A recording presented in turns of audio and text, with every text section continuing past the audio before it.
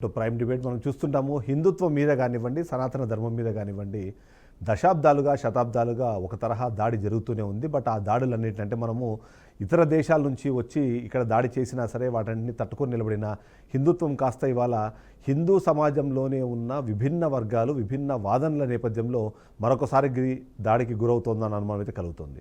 అందులో ముఖ్యంగా చూస్తే నిన్న జరిగిన ఘటన చిలుకూరు బాలాజీ టెంపుల్కి సంబంధించిన ప్రధాన అర్చకులు రంగరాజన్ మీద జరిగిన దాడి ఖచ్చితంగా కొత్త తరహా అనుమానాలకు, ఆలోచనలకు తావిస్తుందని చెప్పాలి. ఎందుకంటే ముఖ్యంగా చూస్తే తను వ్యవహరించే తీరు కానివ్వండి, తను అడు దళిత గోవిందం అని మాట్లాడినా, లేకపోతే దేవుణ్ణి అందరికీ దగ్గర చేయాలని ప్రయత్నించినా, ఒకప్పుడు వీసా దేవుడుగా ఉన్న చిలుకూరు బాలాజీని అందరి దేవుడుగా మార్చిన ఆయన కృషి ఖచ్చితంగా ఉంది. అదే సందర్భంలో ఇలాంటి సందర్భంలో కొద్దిమంది మాత్రం ఆయన్ని అంటే అవమానపరుస్తూ ఆయన మీద దాడి చేస్తూ జరిగిన ఘటన మాత్రం ఖచ్చితంగా అందరినీ కలచివేస్తూ, అంతేకాకుండా హిందుత్వం పైన దాడిగా పరిగణించేందుకు సమస్య ఏంటంటే ఇక్కడ దాడి చేసిన వాళ్ళు నాస్తికులో లేదా ఇతర మతాలకు సంబంధించిన వాళ్ళు కాదు, సొంతంగా మన మతం మీదనే, హిందూ మతం మీదనే ఉన్నవాళ్ళు, హిందూ మతంలోనే బతుకుతున్న వాళ్ళు ఇలాంటి కార్యక్రమానికి పాల్పడడం ప్రతి ఒక్కరిని ఆశ్చర్యం గురి చేస్తుంది. అయితే ఇదే సందర్భంలో ఈ ఇష్యూ కాస్త రాజకీయం టర్న్ కూడా తీసుకుంది. ఎందుకంటే బీజేపీ నాయకులు ఇప్పటికే దీనిపైన స్పందించారు. ఇది పూర్తి స్థాయిలో రాష్ట్ర ప్రభుత్వానికి సంబంధించిన ఏదైతే లా అండ్ ఆర్డర్ వైఫల్యంగా చూపించే ప్రయత్నం చేశారు. బట్ ఫైనల్గా చూస్తే సీఎం రేవంత్ రెడ్డి కూడా రంగరాజన్తో మాట్లాడారు. రంగరాజన్తో మాట్లాడినప్పుడు ఇలాంటి ఘటనలు జరిగినప్పుడు మా దృష్టికి తీసుకురావాల్సిందే అని చెప్పడంతో పాటు మీకు అన్ని విధాలుగా అండగా ఉంటాము అంటూ తను భరోసా ఇచ్చారు. ఈ సందర్భంలో బీజేపీ పార్టీలోనే విభిన్న వర్గాలు మళ్ళీ మనకు కనిపించాయి, విభిన్న వాదనలు మనకు వినిపించాయి. ఒకటి, బండి సంజయ్ రంగరాజన్కి అనుకూలంగా మాట్లాడితే అదే పార్టీకి సంబంధించిన మరో ఎమ్మెల్యే రాజా సింగ్ మాత్రం ఆయనకు వ్యతిరేకంగా మాట్లాడారు. ఆలయ అర్చకుడి పేరుతో ఆయన ఇతర మతాలకు సంబంధించిన కార్యక్రమాల్లో పాల్గొనడం కానివ్వండి, ఆ పాల్గొన్న కారణంగా జరుగుతున్న పరిణామాలపైన ఆయన విమర్శనాస్త్రాలు ఎక్కుపెట్టిన పరిస్థితి మనం చూసాం.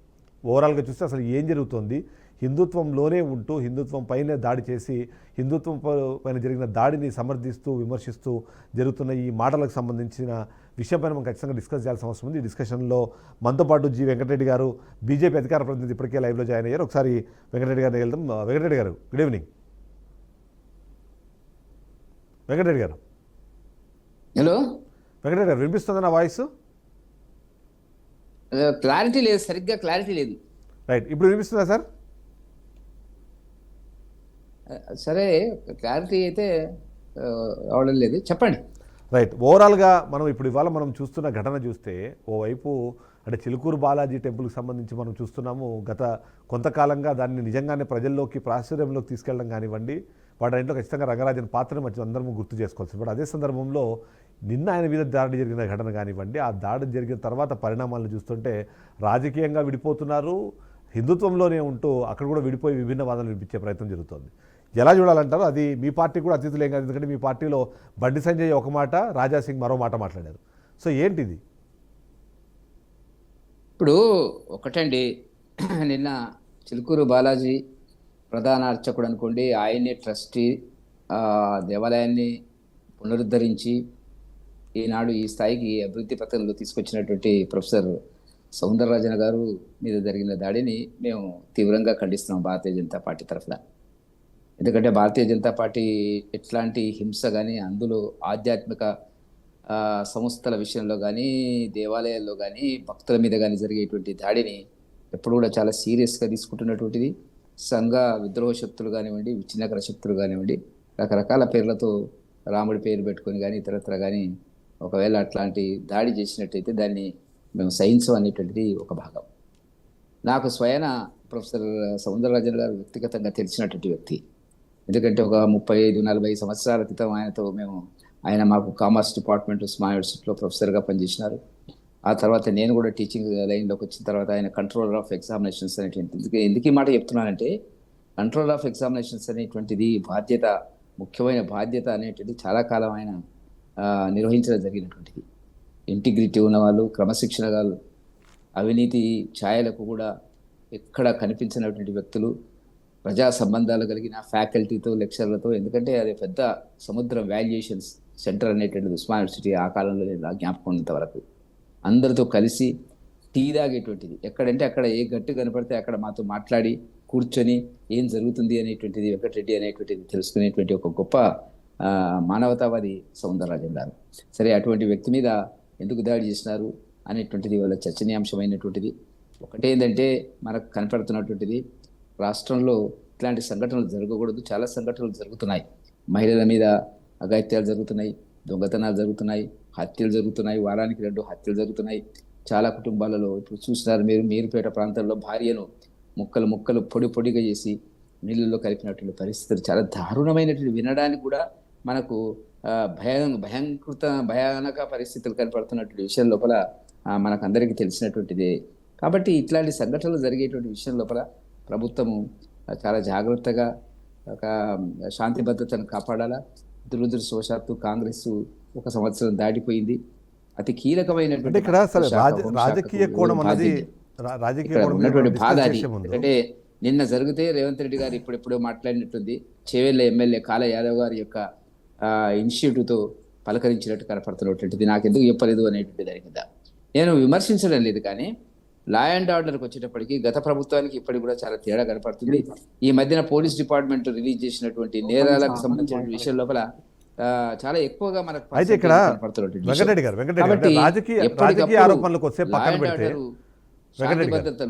లేకపోతే ఇతరత్ర నేరాలు ఘోరాలు వీటన్నిటి మీద హోంశాఖ మంత్రి ఎప్పటికప్పుడు పరిశీలించి రివ్యూ చేసి చర్చించి పోలీస్ అధికారులకు తగిన సూచనలు ఇస్తే ఆ రాష్ట్రంలో చక్కని వాతావరణం ఉంటుంది. కాకపోతే ఈ కారణాలు, రాజకీయ కారణాలతోని లా అండ్ ఆర్డర్ చూసేటువంటి బాధ్యులే లేకుండా పోవడం అనేటువంటిది, ముఖ్యమంత్రి గారు చాలా బిజీగా ఉంటారు, ఎక్కడో జరిగినప్పుడు కేరళలో ఉన్నాడు. కాబట్టి నేను నిందించడం లేదు, కానీ దీని మీద ఎంక్వైరీ జరగాల, దీని మీద విచారణ జరిగి దోషులను గుర్తించి శిక్షించాలనేటువంటిదే మేము భావిస్తున్నట్టు సందర్భం. మనం చూస్తున్నాము, ఏదైతే నిన్న జరిగిన ఘటన కానివ్వండి, ఆ ఘటన తర్వాత జరుగుతున్న పరిణామాలు కానివ్వండి, ఖచ్చితంగా ప్రతి ఒక్కరిని ఆలోచింపజేస్తున్నాయి అయితే ఖచ్చితంగా చెప్పాల్సిన అవసరం అయితే మనకు కనిపిస్తుంది. ముఖ్యంగా చూస్తే ఇది రాజకీయ రంగు పులుముకోవడానికి కారణాలు చాలా కనిపిస్తుంది. అందులో ముఖ్యంగా ఒకసారి ఇవాళ ఘటన జరిగిన వెంటనే రంగరాజన్ని పరామర్శించారు కేటీఆర్. ఆయన ఏం మాట్లాడారో ఒకసారి చూద్దాం. నిజంగా కూడా అత్యంత దుర్మార్గమైన, అత్యంత నీచమైన కార్యక్రమం ఇది. ఎవరు చేసినా, ఏ పేరిట చేసినా, ఏ ఎజెండాతో చేసినా శాంతి భద్రతల విషయంలో మాత్రం ఉక్కుపాదంతో వ్యవహరించాల్సిన బాధ్యత రాష్ట్ర ప్రభుత్వం మీదనే ఉంటుంది. ఇవాళ భగవంతుడి సేవలో నిమగ్నమయ్యే పెద్దలు రంగరాజన్ గారు, సౌందర్ రాజన్ గారి కుటుంబం పరిస్థితి ఈ విధంగా ఉంది అంటే మరి రాష్ట్రంలో శాంతి భద్రతలు ఎంత అధ్వానంగా ఉన్నాయో దీన్ని బట్టి చెప్పవచ్చు. ఖచ్చితంగా ఈ దాడికి పాల్పడ్డ వాళ్ళు ఏ ముసుగులో ఉన్నా, ఏ జెండా పట్టుకున్నా వారిని కఠినాతి కఠినంగా చట్టపరంగా శిక్షించాలని చెప్పి రాష్ట్ర ప్రభుత్వాన్ని డిమాండ్ చేస్తూ, భవిష్యత్తులో కూడా ఇలాంటి సంఘటనలు పునరావృతం కాకుండా కఠినంగా చర్యలు తీసుకోవాలి, కఠినంగా సమీక్షించి పూర్తి స్థాయి భద్రత కూడా అవసరమైతే వారికి ఏర్పాటు చేయాలి. ఎందుకంటే చిలుకూరు బాలాజీ ఆలయం ఇవాళ లక్షలాది మంది అభిమానులు వారికి ప్రపంచవ్యాప్తంగా ఉన్నారు. అట్లాంటి చిలుకూరు బాలాజీ ఆలయానికి మరి గొప్పగా సేవలు అందిస్తున్న ఆ కుటుంబాన్ని, సౌందరరాజన్ గారు కానీ, రంగరాజన్ గారు గారిని, వారిని అవమానించడం అంటే నిజంగా కూడా ఆ స్వామివారి భక్తులను అవమానించడమే. ఒక దైవ భక్తుడిని అవమానించడం అంటే దేవుణ్ణి కూడా అవమానించినట్టే. కాబట్టి తక్షణమే ఈ విషయంలో కఠినాతి కఠినంగా భవిష్యత్తులో మళ్ళీ ఇట్లాంటి పునరావృతం కాకుండా చర్యలు తీసుకోవాలని ప్రభుత్వాన్ని డిమాండ్ చేస్తా ఉన్నాం. ఈరోజు ఖచ్చితంగా మానవ సేవే మాధవ సేవ అంటారు. అలాంటిది మానవ సేవ చేయకుండా మాధవ సేవ చేసే వాళ్ళ సంగతి పక్కన పెడితే ఇలా దైవ భక్తుడి మీద దాడి చేయడం అంటే దేవుడి మీద దాడి చేయడమే అన్నది ఖచ్చితంగా మనం అందరం ఒప్పుకోవాల్సిన విషయమే. కేటీఆర్ కూడా దాని మీద మాట్లాడే ప్రయత్నం చేశారు. సరే, దీంట్లో ఉన్న రాజకీయాలకు వచ్చే పక్కన పెడితే హిందూ ధర్మం మీద దాడి జరుగుతూనే ఉంది. అది కొత్త తరహా ఆలోచన విధానానికి, కొత్త తరహా పద్ధతులకు ఇది మారుతున్న పరిస్థితి మనకు కనిపిస్తుంది. ఇందులో భాగంగానే ఇవాళ మనం చేపట్టిన డిస్కషన్లు మనతో పాటు డాక్టర్ కశ్యప్ మహర్షి ధర్మవీర్ మనతో పాటు జాయిన్ అవుతున్నారు. ఒకసారి కశ్యప్ గారి దగ్గరికి వెళ్దాం. కశ్యప్ గారు. నమస్తే అండి. జై శ్రీరామ్. జై శ్రీరామ్. మీకు వినిపిస్తుంది కదా? మొత్తానికి ఇవాళ నిన్న జరిగిన దాడిని ఎలా చూడాలంటే, ఎందుకంటే ఇది కేవలం దీన్ని మల్లారెడ్డి గారు మీరు ఒకసారి వీడియో ఆన్ చేయండి, లేకపోతే మైక్ ఒకసారి చెప్పండి సార్, చెప్పండి. లైన్ లోనే ఉన్నా, చెప్పండి. మీరు మ్యూట్ పెట్టుకోండి ఒకసారి. మహర్షి గారు, నిన్న జరిగిన దాడిని ఎలా చూడాలంటారు? ఎందుకంటే ఇక్కడ కేవలం నిన్న దాడి జరిగింది అంటున్నారు, కరెక్టే. దాడి జరిగినటువంటి వీడియో ఎవరైనా రిలీజ్ చేశారా? లేదు సార్, లేదు. దాడి జరిగిందని సార్, ఒకటి దాడి జరిగిందనేది కంపల్సరీ లేదు సార్. ఇది అతనే చెప్తున్నాడు. అది కూడా 2 days తర్వాత నా మీద దాడి జరిగిందని చెప్తున్నాడు. కానీ మన చూసిన వాళ్ళు లేరు, చేసిన వాళ్ళు సార్. ఆ రూమ్ లో ఆయన ఒక్కడే ఒక 21 మందే ఉన్నారు సార్, వేరే వాళ్ళు లేరన్లా. ఇతను కూడా సార్ రంగరాజన్ స్వామి కూడా 2 days అయినాక చెప్పిండు దాడి జరిగిందని. ఆ రోజే చెప్పలేడు సార్, ఎవరికి చెప్పలేడు. మల్లారెడ్డి గారు మీరు ఒకసారి వీడియో ఆన్ చేసుకోండి. మీ వీడియో నాకు రావట్లేదు. వీడియో ఆన్ చేయండి వీడియో. ఒకసారి వీడియో ఆన్ చేసుకోండి మీరు. మీన్వైల్ మీరు ఒక నిమిషం ఉండండి. కశ్యప్ గారు ఆన్సర్ చేయనివ్వండి, తర్వాత నేను మీ దగ్గరకు వస్తాను. కశ్యప్ గారు. Okay sir, okay sir, Yes, Kashyap okay sir. అయితేనండి మాకు తెలిసిన సమాచారం ప్రకారం మేమైతే ఉన్నది ఏంటంటే, వీడియోలు ఎవరైతే సోషల్ మీడియాలో వీడియో పెట్టారో ఆ వీడియోలు మేము చూసాము. ఆ వీడియోలలో ఎక్కడ కూడా చిలుకూరి రంగరాజన్ ఎవరైతే ఉన్నారో ఆయన మీద దాడి చేసినట్టు ఎక్కడా లేదు. ఆయనను ప్రశ్నిస్తున్నట్టే మాత్రమే ఉంది. గట్టిగా ప్రశ్నిస్తే దాడి చేసినట్ట. ఈ దాడి చేసినట్టు అనే పదజాలం ఏదైతే ఉందో అది ఫిజికల్ అటాక్ చేశారు అనేటువంటి అర్థం వచ్చేలా ఉంది. ఒకవేళ దాడి జరిగి ఉంటే మేమేమంటున్నామంటే, కేసు కట్టిన రోజే ఎందుకు నమోదు చేయలేదు, ఎఫ్ఐఆర్ నమోదు చేసి వెంటనే ఎందుకు ఈ మీడియా ముందర వీళ్ళను నిందితులను కానీ లేకపోతే ఎవరినైనా కానీ వాళ్ళని ఎందుకు తీసుకొని వచ్చి వాళ్ళ వర్షన్ ఎందుకు లేదు. సో అయితే మీరు అన్న ప్రకారం ఫిజికల్ అసాల్ట్ మాత్రమే చైతన్య వేదిక ఖండిస్తోంది. కశ్యప్ గారు, అయితే ఫిజికల్ అసాల్ట్ జరిగితే మాత్రమే దాడి అనాలంటారా? వర్బల్ అసాల్ట్ ని మీరు దాడిగా పరిగణించారా? ఆ లెక్క ప్రకారం అయితే ఇప్పుడు క్రిస్టియన్ లో వర్బల్ అసాల్ట్ అంటే నేను ఏమంటే ఆ లెక్క ప్రకారం క్రైస్తవులు హిందూ దేవులను లేకపోతే హిందువులకు సంబంధించిన వేదాలను, ఉపనిషత్తులను, భారత భాగవతాలను వాళ్ళు తక్కువ చేసి మాట్లాడినప్పుడు, హేళన చేసి మాట్లాడినప్పుడు మరి హిందూ ధర్మం మీద దాడి జరుగుతోంది అంటూ బయటకు వస్తున్నారు చాలా మంది. మేబీ మీరు భాగస్వాములు అయ్యారో లేదో నాకు తెలియదు. దాడి కింద మనం వక్రీకరణ చేస్తుంటారు అన్యమతస్థులు. హిందూ ధార్మిక గ్రంథాలను గాని లేకపోతే హిందూ సాధు సంతులను గాని వక్రీకరణ చేసేటువంటి పద్ధతి అయితే చేస్తుంటారు. అది కంపల్సరీ మేము ఎదిరిస్తాము, దాన్ని నియంత్రిస్తాము, నిరోధిస్తాము, దాని మీద ఫైట్ చేస్తూనే ఉన్నాము కూడా. కానీ చిలుకూరి రంగరాజన్ అనే వ్యక్తి మాత్రమే హిందూ ధర్మానికి రిప్రజెంటేటివ్ కాదు అనే విషయం మనము సుస్పష్టంగా తెలుసుకోవాల్సిన విషయం. ఇంకొకటి, చిలుకూరి రంగరాజన్ కు తర్వాత వీరరాఘవరెడ్డికి మధ్య ఉన్నటువంటి వ్యక్తిగతమైనటువంటి దాన్ని మీరు అతన్ని తీసుకొని వచ్చి హిందూ ధర్మం మీద దాడో లేకపోతే అర్చకత్వం మీద దాడో బ్రాహ్మణుల మీద దాడో అనేటువంటి రాజకీయ రంగు పులిమే ప్రయత్నం చేస్తున్నారు. దీని వెనుక పక్క ఎవరున్నారు అనేసి నిజానిజాలు త్వరలో సమయం ప్రకారం తెలుస్తాయి. మనకు కాలం గడుస్తున్న కొద్దీ మనకు తెలుస్తుంది. మనకు తెలియదు. మీ ప్రకారము దీన్ని దాడి కింద అభివర్ణించకూడదు. సరే, మరి ఏమందామంటారు దీన్ని? ఇది ఖచ్చితంగా ఇటువంటి చర్యలను మేము వ్యతిరేకిస్తామండి. ఎందుకంటే ఒక అర్చకుడిని ఆ విధంగా మాట్లాడడము లేకపోతే కూర్చోబెట్టడము ఖచ్చితంగా అది వ్యతిరేకించాల్సిన పద్ధతి. కానీ మేము చిలుకూరి రంగరాజన్ గారిని చిలుకూరి రంగరాజన్ గారికి సపోర్ట్ ఇవ్వలేకపోవడానికి గల కారణాలు మేము చెప్తున్నాం. గతంలో చిలుకూరి రంగరాజన్ గారు ముస్లింలకు ఎద్దులను ఆవులను ఇవ్వడం, ఆ తర్వాత ముస్లింల రక్తదాన శిబిరాలకు వెళ్లి అన్ని మతాలు ఒక్కటే అంటూ నినాదం ఇవ్వడం. ఎందుకంటే అదే ముస్లింలు గాని క్రైస్తవులు గాని మన హిందువులకు సంబంధించినటువంటి కార్యక్రమాలకు వచ్చి అన్ని మతాలు ఒకటే అనేటువంటి గాని అందరి దేవుళ్ళు ఒకటే అనేటువంటి గాని వాళ్ళు ఏనాడు చెప్పరు. కానీ ఈయన ఎందుకు ఆ విధంగా చెప్పాల్సి వచ్చింది అనే దానికి మేము ప్రశ్న అడుగుతున్నాం. తర్వాత రీసెంట్ గా జరిగిన మనకు సూఫీల కార్యక్రమానికి, చార్మినార్ దగ్గర ఎక్కడ సూఫీల కార్యక్రమానికి అంటే ముస్లింల కార్యక్రమానికి అక్కడికి వెళ్ళి అక్కడ కూడా తను అపర సెక్యులర్ వాదిని అన్న విధంగా అతను ప్రకటించాడు. ఇటువంటి అన్ని చూసిన తర్వాత ఇతనికి ఏ విధంగా సపోర్ట్ ఇవ్వాలనిపిస్తుంది మాకు? అయితే నాకు ఒక చిన్న డౌట్ వచ్చింది ఇప్పుడు. అయితే ఆ లెక్క ప్రకారము బివి నాంచారమ్మను పెళ్లి చేసుకున్న వెంకటేశ్వర స్వామిని మనం దేవుడు అనకూడదా? అక్కడ పరమత సహనం అన్న దాన్ని కథ ఒక కట్టుకథ అండి. నేను అడుగుతున్నా, అంటే ఇప్పుడు ఆ లెక్క ప్రకారం ఒకవేళ అది కట్టు కదా అంటే వెంకటేశ్వర స్వామి కూడా కట్టు కదా అనుకోమంటారా? వెంకటేశ్వర స్వామి నిజము. నా ప్రశ్న ఏంటంటే, వెంకటేశ్వర స్వామి నిజమైనప్పుడు బివి నాంచారమ్మ స్టోరీ నిజం అవ్వాలి, అది అబద్ధమైతే ఇది అబద్ధం అవ్వాలి. వెంకటేశ్వర స్వామిది ఎందుకనంటే కలియుగ ప్రత్యక్ష దైవము, దానికి మనకు సాక్ష్యాలు ఉన్నాయి, ఎవిడెన్స్లు ఉన్నాయి, ఆధారాలు ఉన్నాయి. అక్కడ ఉన్నటువంటి చరిత్ర చెబుతోంది వెంకటేశ్వర స్వామి ఏ విధంగా ఏర్పడ్డారని. మరి ఇదే చిలుకూరి రంగరాజన్ గారు లేకపోతే వీరందరూ కూడా అక్కడ ఉన్నటువంటిది వెంకటేశ్వర స్వామి బొమ్మ కాదు బౌద్ధుడి బొమ్మ అని కొంతమంది బుద్ధిస్టులు అసత్య ప్రచారాలు చేస్తుంటే ఏనాడైనా పత్రికా ముఖంగా గానీ వీడియో ముఖంగా గానీ మాట్లాడడానికి వచ్చారా? అంటే ఇప్పుడు సరే అంటే మనం రెండింటిని మిక్స్ చేయడం వద్దు, ఒక్క దాని మీద వెళ్దాం. ఫస్ట్ మీరు అనే ప్రకారం ఇవాళ అర్చకుడి మీద జరిగిన ఏదైతే దాడి ఉందో దాన్ని ఒక ఆస్తి తగాదాగానో లేకపోతే అక్కడ ఉన్న ఒక ఏమంటారు ఆధిపత్య ధోరణికి ఒక రీజన్గానో మనం ఒకవేళ చూపించడం ప్రయత్నం చేస్తే ప్రతి ఇష్యూలోనూ ఇలాంటిదే జరుగుతుంది. అలాంటప్పుడు హిందుత్వం మీద పరమతం నుంచి వచ్చే దాడులు ఏవైతే ఉంటాయి వాటిని తట్టుకోవడం ఎట్లా? మీరు అన్న ప్రకారము అసలు హిందుత్వానికి సంబంధించిన మూలమే పరమత సహనం అన్నది హిందుత్వానికి సంబంధించిన ఒక మూల సిద్ధాంతం.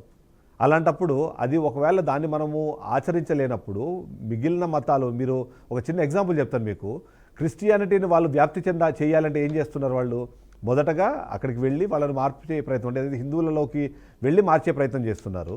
అలాంటిది ఒకవేళ నిజంగానే ముస్లింల్లోకి వెళ్ళి వాళ్ళని మార్చే ప్రయత్నం ఒకవేళ సౌందరరాజన్ చేశారని అనుకోకూడదు అంటారా? అక్కడ ముస్లింలకు ఇంతవరకు ఎంతమందిని గర్వాపసి చేశారు సౌందరరాజన్ గారు కానీ లేకపోతే రంగరాజన్ గారు ప్రయత్నానికి ఫలితానికి ఎటువంటి ప్రయత్నాలు చేశారు వారు మాకు స్పష్టంగా తెలియాల్సిన అవసరం ఉంది. ఇంకొకటి ఏంటంటే ఈయన అర్చకులు లేకపోతే పురోహితుల స్థానంలో ఉంటూ హిందుత్వానికి దిశానిర్దేశం చేసే స్థానం అన్నమాట. ఎందుకంటే బ్రాహ్మణులకు అంటే ఒక శరీర భాగంతో వ్యవస్థను పోలిస్తే, సమాజాన్ని పోలిస్తే తల భాగాన్ని ఇచ్చారు. అంటే వీళ్ళ కమాండింగ్ బట్టి సమాజం అంతా నడవాలి. ఎందుకంటే ముస్లింలలో సోదరులను పెళ్లి చేసుకునే వ్యవస్థ ఉంది. మరి ముస్లింలకు సపోర్ట్ ఇచ్చిన వ్యక్తి అటువంటి వ్యవస్థలను సమర్థిస్తాడా? అదేవిధంగా ముస్లింలలో ఖురాన్ ప్రకారము అల్లా తప్ప వేరొక దేవుడు లేడు అని చెప్తారు. ఆ ముస్లింలతోటి వెంకటేశ్వర స్వామిని కలియుగ దైవంగా ఈయన ప్రకటింపజేస్తాడా? అసలు కలియుగం అనేది ఒకటి ఉందని వాళ్ళు నమ్ముతారా ముస్లింస్? ఎందుకంటే ఎంతో మంది గోరక్షణ కోసము, ఎంతో మంది లవ్ జిహాదులను ఎదిరించడం కోసము ప్రతిరోజు అసువులు బాస్తున్నారు. హిందుత్వం అని చెప్తూ పెళ్లి పెటాకులు లేకుండా లేకపోతే పెళ్ళాం పిల్లలు లేకుండా మొత్తం దీనికే అంకితమై ఎంతమంది ఫుల్ టైమర్స్ ఇందులో అసూలు బాసారో మీకే తెలుసు. ఎందుకంటే ఒక అయోధ్య రామ మందిరం నిర్మాణం కోసమే ఎంతో మంది కరసేవకులు అసూలు బాసారు. మరి అటువంటి పరిస్థితి ఉన్నటువంటి సందర్భంలో ముస్లింల పంచాయతీకి వెళ్ళి అక్కడ పరమత సహనం గురించి వాళ్ళతో ఎందుకు అపర సెక్యులర్ వాది అని పిలిపించుకునే కీర్తి కండూతి ఈయనకు ఎందుకు మొదలైంది? అలానే మేము ఈయనను ఎవరిని దాడి చేసిన విషయము, ఒకవేళ దాడి జరిగింటే దాడిని మేము ఖండిస్తున్నాం. కంపల్సరీ అటువంటి చేయడం హేయమైన చర్య, ఆయన మీద చర్యలు తీసుకోవాలి. ఇంకొక విషయం ఏమిటంటే ఈ వ్యక్తిని ఎవరైతే ఉన్నారో ఈ వీరరాఘవరెడ్డి అనే ఈ వ్యక్తిని మీడియా ముందర హాజరుపరిచి అసలు ఏం జరిగింది అనేది అతని వర్షన్ నుంచి వినాల్సిన అవసరం ఎంతైనా ఉంది కదా.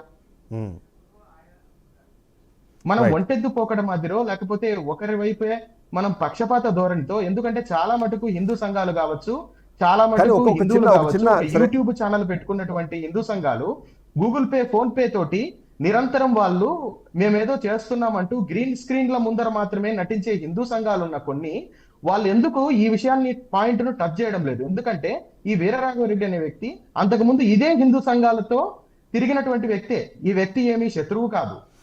అంటే ఇప్పుడు అలానే మేము ఈ వీరరాఘవరెడ్డిని సమర్థించడం లేదు. ఎందుకంటే మీరు సమర్థించట్లేదు, ఆర్మీనో లేకపోతే సమర్థించట్లేదు అంటున్నారు మీరు. రామరాజ్యం పేరుతో ఒకరు, వానర సైన్యం అని ఒకరు, లేకపోతే శివశక్తి అని ఇంకొకరు, ఇట్లా డిఫరెంట్ అన్నీ వచ్చాయి. కానీ ఫైనల్గా మీరందరూ, అంటే మేబీ మీతో కలిపి నేను అంటున్నాను, మీ అందరూ కలిపి మీరు చేయాలనుకుంటుంది హిందుత్వానికి సంబంధించి హిందువుల పైన జరుగుతున్న దాడులు, హిందుత్వం పైన జరుగుతున్న దాడులు, సనాతన ధర్మం గురించి ఏదైతే ఉన్నాయో వాటిని మీరు నిలువరించడానికి కంకణం కట్టుకున్నట్టుగానే చెప్తున్నారు. సో అలాంటప్పుడు ఒకవేళ అందరి లక్ష్యాలు ఒకటి కాదండి, నేను అది కూడా చెప్తాను. ఫైనల్ డెస్టినీ అది కాదంటారా? ఫైనల్ డెస్టినీ అందరిది ఒకటే అయితే ఇన్ని రకాల మనస్పర్ధలు గాని, ఇన్ని రకాల సంస్థలు గాని అవసరం లేదు. ఆధ్యాత్మిక చైతన్య వేదిక తరపున నేను చెప్పొచ్చేది ఏమిటంటే, మా సంస్థ యొక్క ముఖ్య ఉద్దేశం భారతదేశాన్ని హిందూ దేశంగా ప్రకటింపజేయడం, అఖండ భారతదేశం అఖండ హిందూ రాష్ట్రగా నిలువెత్తుగా మొత్తం పైనుంచి ఆమూలాగ్రం కింద వరకు మొత్తం ఇక్కడ హిందువులు మాత్రమే ఉండాలి. ఎందుకంటే ఈ హిందూ జాతికి ప్రపంచంలో మిగతా ఎక్కడ తావు లేదు. మిగతావన్నీ కూడా ముస్లింలకు చాలా దేశాలు ఉన్నాయి, క్రైస్తవులకు చాలా దేశాలు ఉన్నాయి, హిందువులకు మటుకు ఏ దేశాలు లేవు. రైట్. ఒకసారి నేను మల్లారెడ్డి గారి దగ్గరికి వెళ్తాను. మల్లారెడ్డి గారు, నా వాయిస్ వినిపిస్తుందా? యా, మీరు ఒకసారి చెప్పండి. అంటే ఇప్పుడు మీరు చిలుకూరు ఆలయ హక్కుదారుడు అని మీకు ఒక మాట చెప్పారు. Founder family. సో ఇప్పుడు మీరు ధర్మకర్త సార్, ధర్మకర్త. ధర్మకర్త మీరు ఓకే. సౌందరరాజన్కి సంబంధించిన ఆధిపత్యం ఎక్కువైంది. ఆయన అంటే మొత్తంగా ఒకవేళ చిలుకూరు బాలాజీ టెంపుల్ అని మాట్లాడితే లోపల ఉన్న భగవానుడు, బయట ఉండే సౌందరరాజన్, ఈ 2 పేర్లు తప్ప 3వ పేరు వినిపించట్లేదు.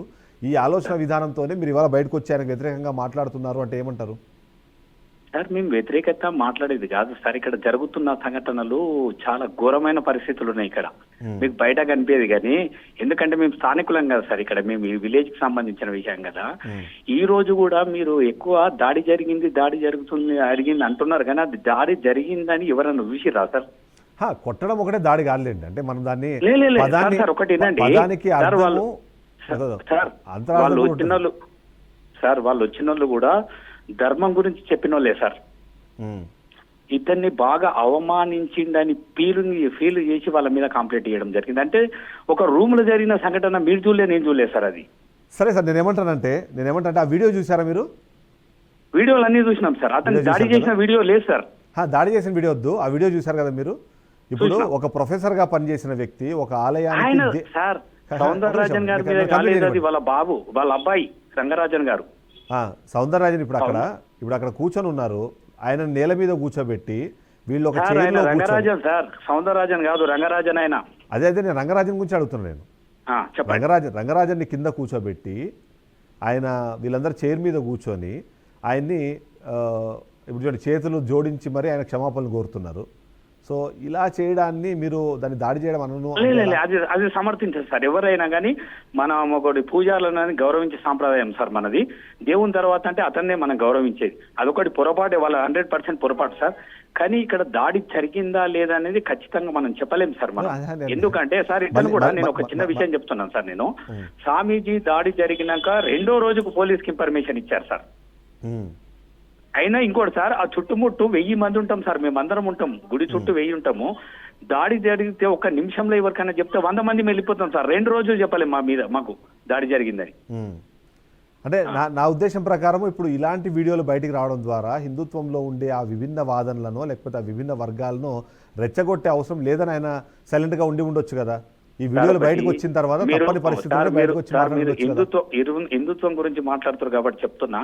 చిలుకూరు బాలాజీలో 7 నుండి 8 మంది క్రిస్టియన్స్ డ్యూటీ చేస్తారు సార్. క్రిస్టియన్ మతం వాళ్ళు డ్యూటీ చేస్తారు.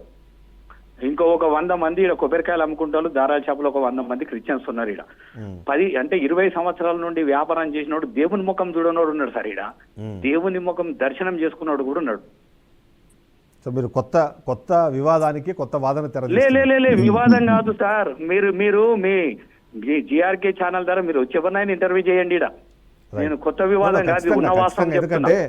ఎందుకంటే ఇప్పుడు ఎవరైనా సరే కోరుకుంటుంది, సరే మీరు దాడి అనే పదానికి అర్థం వేరే రకంగా చూస్తున్నారు కానీ, బట్ అది హిందుత్వానికి సంబంధించి హిందువులకు అంటే ఏమంటారు, కలియుగ దైవమైన వెంకటేశ్వర స్వామినో లేకపోతే ఇంకోరినో అవమానపరిస్తే ఎలా చూడాలో, ఆలయ ప్రధాన అర్చకుడిని అయినా సరే అర్చకుడిని అవమానపరిచినా సరే సేమ్గా చూడాల్సిన పరిస్థితి ఉంది. కాబట్టి బీఆర్కే ఇష్యూని తీసుకుంది. ఎందుకంటే దీని మీద ఎంతమంది చర్చలు పెట్టారో నాకు తెలియదు, దీని గురించి ఎంతమంది చర్చించడానికి సిద్ధంగా ఉన్నారో కూడా నాకు తెలియదు. కానీ బట్ మేము మాత్రం ఖచ్చితంగా దీన్ని కట్టుబడి ఉన్నాం కాబట్టి ఇవాళ ఈ చర్చని తీసుకున్నాము, దీన్ని ప్రజల్లో తీసుకెళ్లే ప్రయత్నం చేస్తున్నాం. సరే, మీరు అన్నట్టుగా అక్కడ ఆధిపత్య ధోరణి లేదా ఆయన మాత్రమే కనిపిస్తున్నాడు, ఆయన మాత్రమే వినిపిస్తున్నాడు, ఆయన చేస్తున్న కార్యక్రమాల ద్వారా కొత్తగా మతంలోకి తీసుకొచ్చే ప్రయత్నమో లేకపోతే వాళ్ళ ఆలోచన విధానాన్ని మార్చే ప్రయత్నమో చేస్తున్నారని భావించలేని సిచ్యువేషన్ ఉందంటారా?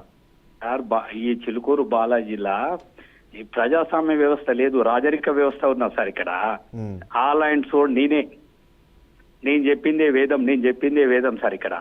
ఓకే, మీకు సార్ మీరు ఆర్కే న్యూస్ వాళ్ళు వచ్చి మీరు సీక్రెట్ గా మీరు కనుక్కుంటే అదంతా బయట పడుతుంది, మేము చెప్పడం కాదు. ఎందుకంటే మేము ఏది చెప్పినా గానీ ఈ పూజారికి వ్యతిరేకంగా, దేవునికి వెంకటేశ్వర స్వామి వ్యతిరేకంగా మాట్లాడుతున్నారని అందరు సమాజం కూడా అనుకుంటారు. కానీ మీరు సీక్రెట్ ఆపరేషన్ చేయండి, ఇదంతా బయట పడుతుంది. ఏమేమి జరుగుతుంది, డబ్బులు ఎక్కడ పోతున్నాయి, లక్షల రూపాయలు వసూలు చేస్తే ఎక్కడ పోతున్నాయి ఇడికెంచి. బాదాపుతో ఉండి లేదు, టికెట్లు అని చెప్పుకోవడమే తప్ప నువ్వు ఎంత వసూలు అంటే కరెక్షన్ సార్. అంటే పేడ్ పార్కింగ్, కొబ్బరి చిప్పాలు అమ్ముకోవడం అన్ని సార్, A to Z లెక్కలు లేవు, ఏం లేవు. నీ సొంత ఇల్లులాగా వాడుకుంటారు దేవాలయాన్ని. సో ఇప్పుడు ఆ వీడియోలో కనిపిస్తున్న ఆ వ్యక్తి మాట్లాడుతున్న మాటలు, ఆ మాట్లాడే క్రమంలో ఈ అవమానపరిచిన తీరు, వీటన్ని చూసినప్పుడు దానికి ఇప్పుడు మీరు చెప్తున్న వాటికి సంబంధం ఉందా? ఎందుకంటే అక్కడ కమర్షియల్ యాక్టివిటీస్ ఎక్కువ జరుగుతున్నాయి. ఆయన ఎవరో కూడా మేము చూడలేదు సార్ వాస్తవంగా. ఫస్ట్ టైం మేము వీడియోలోనే చూసాం కానీ అది ఎవరు చేసినా పొరపాటే సార్, ఎవరైనా చేయని.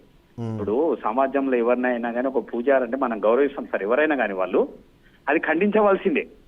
ఆ తప్పు ఎదుటోళ్లను అట్లా అవమానపరచడము, అతని మీద కూర్చొని ఆయన కాళ్ళకాడ కూర్చొని పెట్టడం అది తప్పే సార్, 100% తప్పు. వీరరాఘవ రెడ్డి గారి 100% తప్పది రైట్. సార్. సో ఒకసారి వెంకటరెడ్డి గారు దగ్గర, వెంకటరెడ్డి గారు చెప్పండి. మీరు రెండు వాదనలు వినే ప్రయత్నం చేశారంటే రెండు వాదనలు సరే అక్కడ ఆ పర్టికులర్ పర్సన్కు సంబంధించిన వ్యవహార శైలి కానివ్వండి, లేకపోతే వాళ్ళు వ్యవహరిస్తున్న తీరులో హిందుత్వానికి నష్టం జరుగుతోంది, ఆయన సెక్యులర్ అని చెప్పుకునే క్రమంలోనే అంటే ఇక్కడ ఉన్న ఒక గొప్పతనాన్ని తక్కువ చేసే ప్రయత్నం జరిగింది అన్న ఒక బాధ అంటారా, ఆవేదన అంటారో ఖచ్చితంగా మనకు కనిపిస్తుంది. కానీ అదే సందర్భంలో అక్కడ జరిగిన దాన్ని దాడి అని అనకూడదు అనే ఒక వర్షన్ ఏదైతే ఉందో ఎలా చూడాలంటారు? ఇప్పుడు ఒకటి, ఇప్పుడు ఇద్దరు మిత్రులు మాట్లాడిన తర్వాత ఇప్పుడు నేను ముందు కూడా చెప్పాను, అది వాయిస్ సరిగ్గా క్లారిటీ ఉండి వెళ్ళిందా వెళ్ళలేదా. నాకు ఒక 40-45 సంవత్సరాలుగా పరిచయం ఉంది సౌందరరాజన్ గారితో. ఆయన అప్పట్లో ఉండేటువంటి జీవిత విధానం కానివ్వండి, క్రమశిక్షణ కానివ్వండి, విలువలు కానివ్వండి చాలా గొప్పవి. సరే ఆ గుడి పెట్టిన తర్వాత నేను 1-2 సందర్భాల్లో వెళ్ళడం జరిగింది, అంతకంటే నేను ఎప్పుడు కూడా వెళ్ళలేదు. ఇప్పుడు మిత్రులు మాట్లాడుతున్నటువంటిది, లైవ్ లో మాట్లాడుతున్నటువంటిది కొత్త కొత్త అంశాలను తీసుకొస్తున్నటువంటి సందర్భం. అక్కడ ఏం జరుగుతుంది, ఒక రాచరిక వ్యవస్థ నడుస్తుంది, హిందూ మతానికి పేరు పెట్టి అనేక మంది ఇతర మతాల వాళ్ళకి అక్కడ అవకాశాలు ఉన్నాయి అనేటువంటి విషయాలు కూడా కొత్తవి కనపడుతున్నాయి. వీటి పట్ల నాకు వీటికి సంబంధించిన సమాచారం నాకేం లేదు. లేనప్పుడు దాని గురించి నేను మాట్లాడడం కూడా అది మనకు అవసరం కూడా లేదు. యాక్చువల్లీ అది మనకు అవసరం లేదు. కానీ ఇక్కడ జరుగుతున్న తీరు ఏదైతే ఉందో దాన్ని ఒక ఆలయ అర్చకుడు మీద జరిగిన దాడిగా మాత్రమే దాడి ఎవరి మీద చేసినా, ఈవెన్ నేరం చేసిన వ్యక్తి మీద దాడి ఇతరులు చేసినా కూడా తప్పేనండి చట్ట ప్రకారంగా. దాని మీద పోలీసు ఎంక్వైరీ జరగాల, అసలు ఏం జరుగుతుంది అనేటువంటిది, ఏం జరిగింది, ఆ వీరరాఘవ రెడ్డి ఎవరు, దానికి సంబంధించిన లింక్ ఏంది, అవన్నీ బయటకు తీసుకురావాల్సిన బాధ్యత ప్రభుత్వం మీద, పోలీసుల మీద ఉన్నదని నేను భావిస్తున్నాను. అది చిలికి వివాదం కింద ఇప్పుడు ఒక మిత్రుడు మాట్లాడుతున్నటువంటిది ఏంటంటే అది సొంత ఆలయం కింద, సొంత ఆదాయ వనరుల కింద మార్చుకున్నారు అనేటువంటివి, అది కొత్త కొత్త విషయాలు మనకు తెలియదు వాస్తవానికి. ఈ అసలు నిజమా కాదా. ఇప్పుడు ఇంకో మిత్రుడు మాట్లాడినటువంటిది కూడా మనం జాగ్రత్తగా పరిశీలిస్తే అక్కడ చాలా సమస్యలు ఉన్నట్టుగా, మరి ఆ దాడికి సంబంధించి కానీ మిగిలిన విషయాలు అంటే మీరు అన్నట్టుగా దానికి రూఢీ చేసుకోవాల్సిన అవసరం ఉంది. కానీ బట్ చాలా టెంపుల్స్లో ఉన్న వాటిలాగా ప్రత్యేక దర్శనం పేరుతోనో, లేకపోతే శీఘ్ర దర్శనం పేరుతోనో, లేకపోతే వివిఐపి దర్శనం పేరుతో అలాంటి డబ్బులో కలెక్ట్ చేసి అలాంటి వ్యవస్థ అయితే అక్కడ కనిపించలేదు. కనిపించినప్పుడు అదే ఉంది.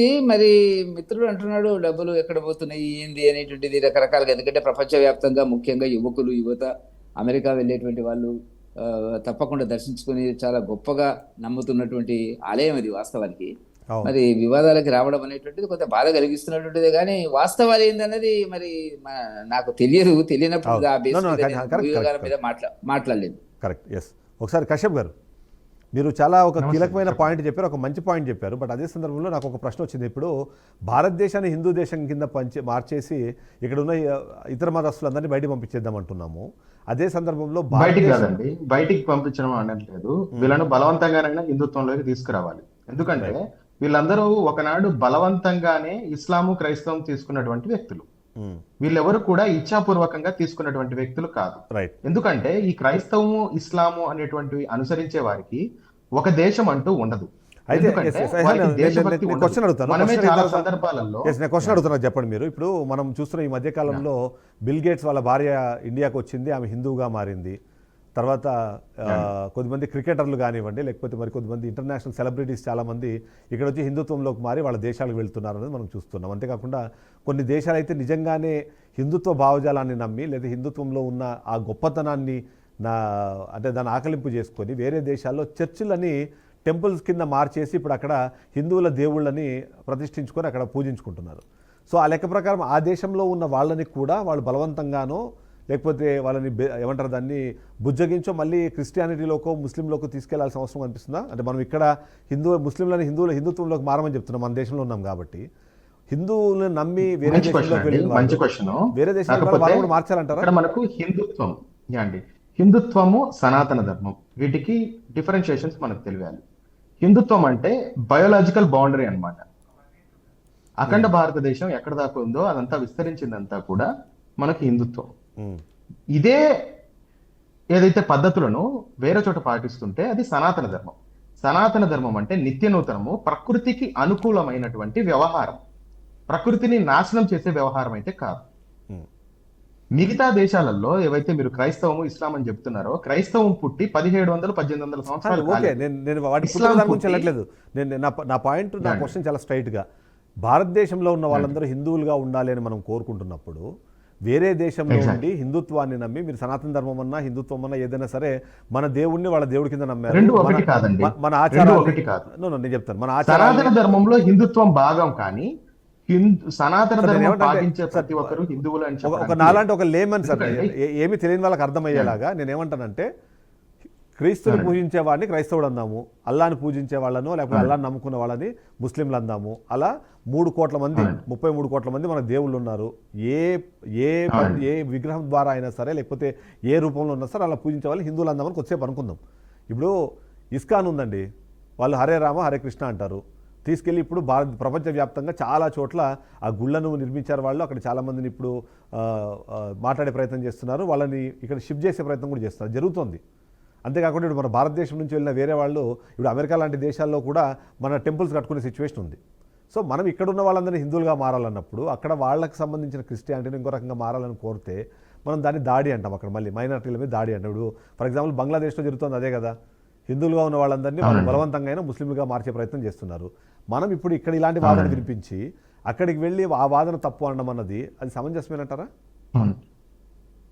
యాక్చువల్గా ప్రకృతికి అనుకూలమైన వ్యవహారము సనాతన ధర్మం కాబట్టి సనాతన ధర్మాన్ని అనుసరిస్తే వారికి మంచిది, కానీ సనాతన ధర్మాన్ని అనుసరించమని వాళ్ళని ఎవరిని మనం ఒత్తిడి పెట్టడం లేదు. కానీ భారతదేశం విషయానికి వస్తే ఇక్కడ స్థానికత హిందుత్వం అన్నమాట, భారతీయ ఆత్మ హిందుత్వం. ఇక్కడ ఉన్నటువంటి అనేక మంది హిందువులను బలవంతంగా క్రైస్తవం మరియు ఇస్లాంలోకి ఇక్కడ దండయాత్రలు చేసి మార్చినారు. వారందరూ కూడా నిజంగా వారికి భారతదేశం పట్ల కృతజ్ఞత ఉంటే మళ్ళీ హిందుత్వంలోకి రావాలి. ఇదే మా నినాదం అన్నమాట.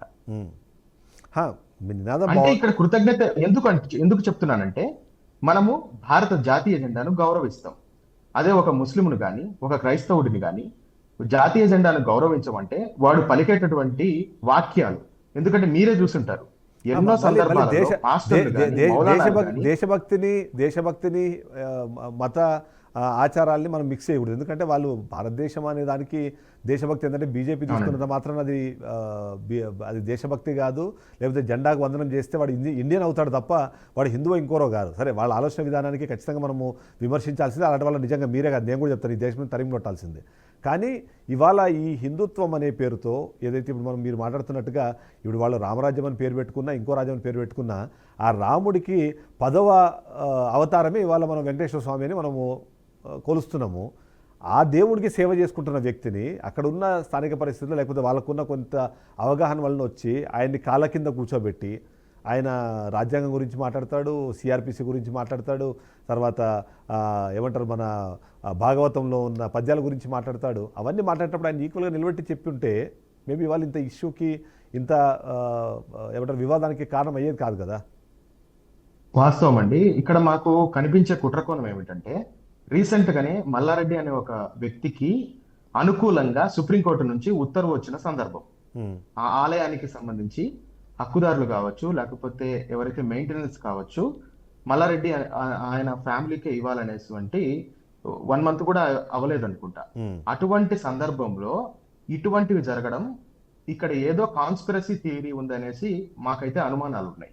తర్వాత ఈయన చేసినటువంటి ఏదైతే వీరరాఘవరెడ్డి చేసినటువంటి కృత్యం ఏదైతే ఉందో దానిని మేము ఎన్నడూ సమర్థించకూడదు కూడా, ఎవరు కూడా. కానీ ఆయన వర్షన్ ఏమిటి అక్కడ జరిగినటువంటి, ఎందుకంటే ఇది మొదటిసారి కాదు, రెండోసారి మూడోసారి అంటున్నారు ఆయనతోటి మాట్లాడడం.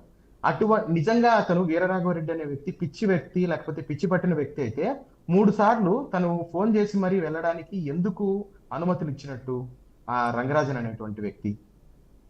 ఇది మనము ఖచ్చితంగా ప్రశ్నించాల్సిన విషయం. ఒకసారి మల్లారెడ్డి గారి దగ్గరికి వెళ్దాం. ఎందుకంటే కశ్యప్ గారు చెప్పిన మల్లారెడ్డి గారు ఈయనే కాబట్టి, ఎందుకంటే చిలుకూరు ఆలయ దానికి హక్కుదారుగా ఆయనకి ఒక వర్డిక్ట్ కూడా వచ్చిందని చెప్తాను నేపథ్యంలో. మల్లారెడ్డి గారు సార్ ఇప్పటిదాకా సార్ పక్కన సార్ ఎవరో మల్లారెడ్డికి ఒక 1 month కింద సుప్రీంకోర్టు జడ్జిమెంట్ వచ్చింది అంటున్నారు కదా సార్. అవును సార్, మల్లారెడ్డి అంటే నేనే. సుప్రీంకోర్టు జడ్జిమెంట్ మాకు 2023లో వచ్చింది sir. Okay. High court, supreme court, district court, lower court అన్ని మా ఫేవర్. మీరు దేనికోసం వెళ్ళారు మీరు అసలు కోర్టుకు? ఫౌండర్ ఫ్యామిలీ మేము సార్. దేవాలయము మా తాత వాళ్ళు కట్టించిన టెంపుల్ ఇది. ఓకే. అతను ఏమంటాడంటే వీళ్ళు కారు అని మా మీద సుప్రీంకోర్టు దాకా వెళ్తే సుప్రీంకోర్టులో గెలిచినాం సార్ మేమే. రైట్. సో దానివల్ల మీకు వచ్చే హక్కులు ఏంటి సార్? ఇప్పుడు ఎండోమెంట్ యాక్ట్ ప్రకారము ఎవరు వంశకులు కట్టిస్తే వాళ్ళే చైర్మన్ అయ్యే అధికారం ఉంది సార్ టెంపుల్ కు. రైట్. ఎండోమెంట్ 30/87 యాక్ట్ ప్రకారము మన టెంపుల్ 1956 ఎండోమెంట్ రిజిస్ట్రేషన్ సార్. చాలా మందికి తెలియదు, ఇది ఎండోమెంట్ కాదనుకుంటాను. ఇది ఓకే.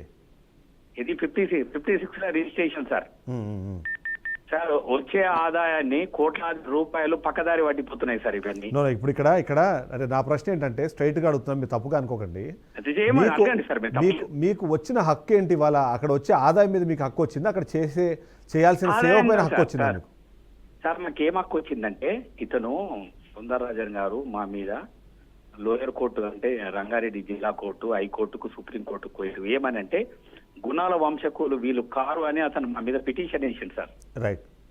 సుప్రీంకోర్టు వీళ్ళే అని చేసింది సార్. అయితే ఎండోమెంట్ టెంపుల్ కాబట్టి ఎండోమెంట్ యాక్ట్ ప్రకారం చైర్మన్ పదవి మీకు వచ్చింది సార్, నేను కాదనట్లేదు. చైర్మన్ పదవి మీకు రావడానికి కోర్టు మీకు అనుమతి ఇచ్చింది అంటే చైర్మన్ పదవి వస్తుంది. మీరు సేవ చేయడానికి హక్కుదారులుగా మారారా ఇవాళ? లేకపోతే అక్కడ వస్తున్న ఆదాయానికి వ్యయాలకు సంబంధించి ఆ లెక్కలు చూసుకోవడానికి మీకు హక్కు వచ్చిందా ఏంటి? అంటే దాని మీద మీకు అంత అంటే సుప్రీంకోర్టు దాకా వెళ్ళి కొట్లాడడానికి అవసరం ఏమొచ్చింది సార్? ఇప్పుడు మనకు సేవ చేసే దేవుని సేవ చేసే అదృష్టం అందరికి రావాలి కదా సార్, మాకు కూడా రావాలి కదా. మా వంశం కూడా కట్టించినప్పుడు సార్ మేము ఆదాయం ఎప్పుడు ఆలోచన చేయలేదు సార్.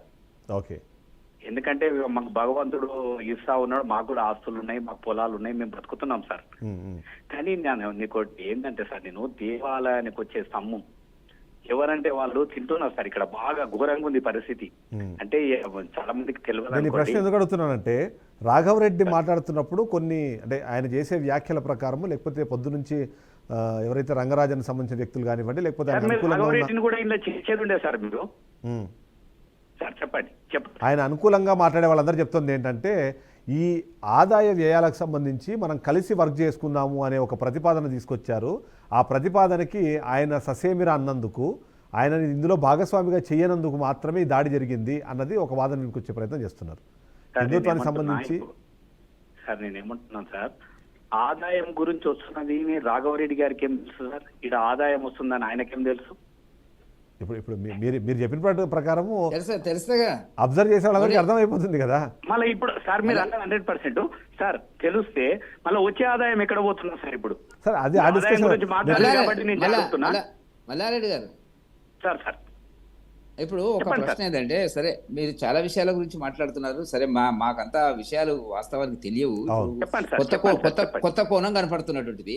ఇప్పుడు గతంలో, ఎందుకంటే నేను ఒక 40 సంవత్సరాల నుంచి ఆయన నాకు తెలుసు, పరిచయం. ఈ మధ్యనంటే పరిచయం లేదు సౌందరరాజన్ గారు. ఒకటేంటంటే, ఇప్పుడు ఆయన మేము విన్నది కరెక్టో కాదో తెలీదు, ఆయన తమిళనాడు నుంచి వచ్చి వాళ్ళ పూర్వీకులు ఇక్కడ సెటిల్ అయినటువంటి అంటే ఆ దేవాలయాన్ని వాళ్ళ పూర్వీకులు నిర్మించారా, లేకపోతే అక్కడ వాళ్ళు పౌరోహిత్యం చేస్తున్నారా? పౌరోహిత్యం చేశారా? మీకున్న సమాచారం ఏంటి సార్? గుణాల మాధవరెడ్డి అనే ఒక వ్యక్తి ఇక్కడ నుండి తిరుపతి దాకా కాలినడకన పోయి అతను ముసలితనంలో దేవుడు ప్రత్యక్షమయ్యి ఈడ గుడి కట్టించిండు సార్ గుణాల మాధవరెడ్డి. వీరు అహోబిల్లం మఠంలో పూజారులు సార్. ఇక్కడ పూజారులు లేకపోతే వీళ్ళను అహోబిల్లం మఠం కింద తెచ్చి ఇక్కడ పూజారిగా పెట్టారు సార్. మాధవరెడ్డి గారు పెట్టారు. ఓకే. మాధవరెడ్డి గారు మీకు ఏమవుతారు? మా ముత్తాతలు వాళ్ళు మా పూర్వీకులు. ఓకే సార్, ఒక 2 పాయింట్లు మాట్లాడతాం మిత్రుడు. ఆదాయం గురించి మాట్లాడతారు సార్. మినిమం 50 మంది వర్కర్లు మా దేవాలయంలో పనిచేస్తారు సార్. 15 నుండి 20,000 రూపాయలు వాళ్ళ శాలరీ సార్, మంత్లీ శాలరీ. 8 నుండి 10 లక్షల రూపాయలు మంత్లీ ఖర్చు అవుతుంది సార్. వాళ్ళ శాలరీ బ్యాంకు ద్వారా ఇస్తున్నారు సార్. నేను రుటిగా చేస్తలేను, బ్యాంకు ద్వారా వాళ్ళ అకౌంట్లోకి వేస్తారు. ఎక్కడి నుండి వస్తున్నాయి సార్? రూపాయి తీసుకున్నప్పుడు 10 లక్షల రూపాయల శాలరీ ఎక్కడి నుండి వస్తున్నాయి సార్? ఇంకో చిన్న విషయం చెప్తున్నా సార్. పేడు పార్కింగ్ 20 లక్షల రూపాయలు sir monthly. Monthly 20 lakh rupees sir. ఇంకోటి సార్, కోకోనట్ ఒక 5 నుండి 6 lakh రూపీస్ వస్తుంది కోకోనట్ సార్. నేను ఏమంటున్నా, వచ్చిన కానుకలకు రిసిప్ట్ లేవు సార్. బహిరంగంగా ఇప్పుడు గుడి మెంట్ అనేది ఆవుల మెంట్ అనేది కానీ ఇష్టం వచ్చినట్టు డబ్బులు వసూలు చేస్తున్నారు. కావాలంటే మీరు వచ్చి రండి, నేను చూపిస్తా మీకు. సబ్జెక్ట్ ఒకటి హుండీలో భక్తులు ఇష్టపూర్వకంగా డబ్బు వేస్తుంటారు కదా. నేను ఒకటి చెప్తాను, ఇంకోటి కూడా ఉండి పెద్ద కూడా చెప్తా సార్. 2004 వరకు ఉండే సార్ మన దేవాలయంలో. తీసేసినట్టు నాకు డౌట్ వచ్చింది. అదే 2004 లో ఉండి తీసేసి సార్. ఎందుకంటే సార్ నేను ఒక చిన్న విషయము, భక్తునికి ఇష్టం అంటే ఉండిలో 10 రూపాయలు వేస్తాడు, 5 రూపాయలు వేస్తాడు, లేకపోతే తీయడు సార్. బలవంతాన ఉండిలు ఎవరు వేపియారు కదా సార్. అవును ఉండి సార్ ఒక విషయం, ఉండి తీసేసి ఇండైరెక్ట్ గా వాళ్ళ ఉండిలో డబ్బులు వేపించుకుంటున్నారు సార్. Right, okay sir. ఇది కోట్ల సార్. ఇంకోటి మీకు ఒక చిన్న విషయం సార్, ఇంకోటి సార్, తిరుమల తిరుపతి దేవస్థానానికి ప్రపంచంలో ఆన్లైన్ రూపంలో డబ్బులు వేస్తారు సార్. అది ఉండి కిందికి లెక్క కడతారు కదా సార్. అవును. మల్లారెడ్డి గారు ఒక ప్రశ్న, మీరు ఖర్చులే 8-9 లక్షలు వస్తున్నాయి అన్నప్పుడు మీ లెక్కలో తక్కువలో తక్కువ ఎంత ఆదాయం నెలకు వచ్చేటువంటి అవకాశం ఉన్నది రకరకాలుగా దానికి? సార్ ఎంత లేదన్నా 1 కోటి రూపాయలు వస్తుంది సార్ మన దేవాలయానికి నెలకు 1 కోటి రూపాయలు సార్. ఎందుకు చెప్తున్నా సార్, ఒక చిన్న విషయం చెప్తున్నా. ఆన్లైన్ ద్వారా 60 నుండి 70 కోట్ల రూపాయలు డిపాజిట్ ఉన్నాయి సార్ మన బాలాజీ టెంపుల్ పేరు మీద. Okay sir. ఇంకోటి, వీళ్ళు ఓన్లీ అర్చక సార్, ఓన్లీ అర్చక. ఎలాంటి రైట్స్ లేదు దేవాలయం మీద. వీళ్ళు ఓన్లీ అర్చక, నామినీ అర్చకుడు సార్. ఇలా గవర్నమెంట్ ఈవో కూడా లేడు, నామినీ అర్చకుడు. రేపు 70 నుండి 100 కోట్లు డ్రా చేసుకుని విదేశాలకు పారిపోతారు. ఎవరిని పట్టుకుంటారు సార్? అయితే దానికన్నా ముందు ఒక పాయింట్ చెప్పండి నాకు. మీరు చెప్పే ప్రకారము 20 లక్షల రూపాయలు ఒట్టి పార్కింగ్ మీద 5-6 లక్షల రూపాయలు కొబ్బరికాయలు అమ్మితే వచ్చినప్పుడు ఈయన ఏమైనా ఆస్తి ఎక్కడ మీకు కనిపిస్తుందా? ఏమైనా ఆస్తులు కానివ్వండి, లేకపోతే వస్తువులు కానివ్వండి, కార్లో లేకపోతే ఇంకోటి ఏమైనా ఎక్కడ కనిపిస్తున్నాయి ఆయన కొన్నట్టు కానివ్వండి, ఆయన ఎక్కడైనా అనుభవిస్తున్నట్టు కానీ? సార్ ఇప్పుడు మనకు అనుభవిస్తున్నది అదని చెప్పిచ్చేసారా సార్ వాళ్ళు? అదే ఎక్కడో కాదండి, ఏమన్నా అంటే అబ్జర్వ్ చేస్తేనే మనకి 25 లక్షలు ఖర్చు ఆదాయం కనిపించినప్పుడు ఆదాయాన్ని దారి మళ్లించడానికి ఏదో ఒక అవకాశం ఉండాలి. దారి మళ్లించిన తర్వాత సార్ నేను ఒకటి ఏమంటున్నా సార్, ఒకటి నండి సార్. ఇప్పుడు ఇది ఎండోమెంట్ టెంపుల్ అయినా ఎండోమెంట్ ఆధిపత్యం దీని మీద లేదు సార్. ఇది సి టెంపుల్ అని, సి టెంపుల్ అని నా చెప్పుకున్నాడు సార్. ఏబిసిగా తెలుసా సార్? ఏబిసిడి అని దేవాలయాలను. అవును, మనది సి టెంపుల్, ఇది గ్రామానికి వదిలిపెట్టాలని తెచ్చుకున్నాడు సార్ అతను. ఓకే. అయితే సార్ నేను ఏమంటున్నా, పేడ్ పార్కింగ్ అని పెట్టేసి ఏమన్నా అంటే మేము బ్యాంకులో జమ చేస్తామంటే వాళ్ళు పేడ్ పార్కింగ్ బుక్కులు ఎన్ని తయారు చేస్తున్నారు, ఎన్ని చింపుతున్నారు, ఎన్ని లెక్కలు ఏమీ లేదు సార్. లేదు సార్, నేను ఏమంటాను మల్లారెడ్డి గారు, నా ప్రశ్న మీకు అర్థమైంది అనుకోండి. నేను ఏమంటున్నా అంటే సరే మీరు అన్నట్టుగా అవకతవకలు జరిగాయని అనుకుందాం కొద్దిసేపు. అవకతవకలు జరిగినప్పుడు దాన్ని ఆదాయంగా ఆయన మార్చుకున్న తర్వాత ఏదో ఒక రూపంలో దాన్ని ఆయన సేవ్ చేయాలి లేదా ఆయన దాచిపెట్టుకోవాలి. అలాంటి దానికి సంబంధించిన ఏదైనా ఆధారాలు కానీ లేకపోతే ఏమన్నా సమాచారం కానీ మీ దగ్గర ఉందా? కేవలం వాళ్ళు వీళ్ళు మాట్లాడుకుంటున్నారు కాబట్టి అది సార్. నేను 1 గంటలే మాట్లాడుతున్నాను, ఎందుకంటే నేను ప్రజెంట్ కూడా ఇప్పటిదాకా గుడిలో వెంకటరమణారెడ్డి గారు, కొండ సురేఖ గారు నేను నా లెంబడి గుడిలోకి వెళ్ళిన. నేను గుడి ముంగడ కూర్చొని మాట్లాడుతున్నా. నేను రోజు దేవాలయానికి 7 గంటలకే పోతా సార్. నా కళ్ళ ముంగడ జరుగుతున్న విషయాలు ఇప్పుకున్నది పార్కింగ్ కానీ వసూలు చేయడం కానీ సార్. బియ్యము, కొబ్బరి నూనె, మంచి నూనె ఇవి లెక్కలే లేవు సార్. సార్ నీకు భక్తుని దగ్గర ఒక 500 రూపాయలు తీసుకుంటే రిసిప్ట్ ఇవ్వాలి కదా సార్, మీరు ఇవ్వాలి కదా. ఇప్పుడు దేవుని సొమ్ము దయాలు తింటున్నట్టున్నావు సార్. ఇక్కడ కోట్లాది రూపాయల కుంభకోణం సార్ నేను చెప్తున్నా. ఇది కుంభకోణం, కోట్లాది రూపాయల కుంభకోణం. మీద మీరు చెప్తున్న లెక్కలు బాగున్నాయి సార్, నేను కాదనట్లేదు. కానీ ఆ లెక్కలకి ఏది ఆధారం ఏంటి? ఇప్పుడు మీరు అంటున్నారు ఆధారం అంటే తీసుకుంటున్నదే ఆధారం, తనిఖీ ఉంటది ఆధారము. మనం డబ్బులు తీసుకుంటే అప్పుడు ఆధారం కాదు సార్. ఏదో ఒక రూపంలో మార్చాలి కదా వాళ్ళు. మార్చాలంటే ఇక్కడ మనకి సార్ వాళ్ళు తమిళనాడు పంపించుకుంటున్నారు. తమిళనాడు మనం చూడలేం కదా సార్ పోయి.